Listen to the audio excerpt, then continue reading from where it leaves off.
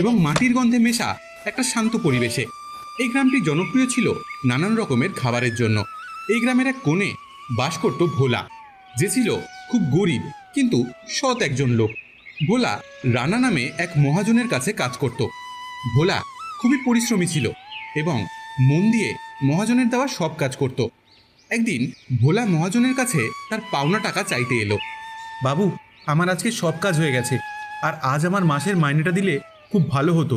কাজগুলো দেখি ঠিক সময় মতন হয় না, কিন্তু টাকা নেওয়ার বেলায় ঠিক সময় মতন হাজির হয়ে যাস। কাল প্রধানবাবুর বাড়িতে 2 বস্তা চাল দিয়ে আসতে বলেছিলাম, দিয়ে এসেছিস? হ্যাঁ বাবু, আমি তো কাল সকালেই প্রধানের বাড়িতে চাল দিয়ে এসেছি, আর আমি কাজও তো সব সময় মতোই করি। বাহ বাহ বাহ, কাজের বেলা নেই, খালি মুখে মুখে তর্কটা বেশ ভালোই পারিস। এই নে তোর টাকা, আর কাল থেকে আমার কাছে কাজে আসার কোনো দরকার নেই তোর। মহাজন রানা খুব লোভী প্রকৃতির মানুষ ছিল। সে সবাইকে কথায় ফাঁসিয়ে তাদের প্রাপ্য টাকা তাদের দিত না।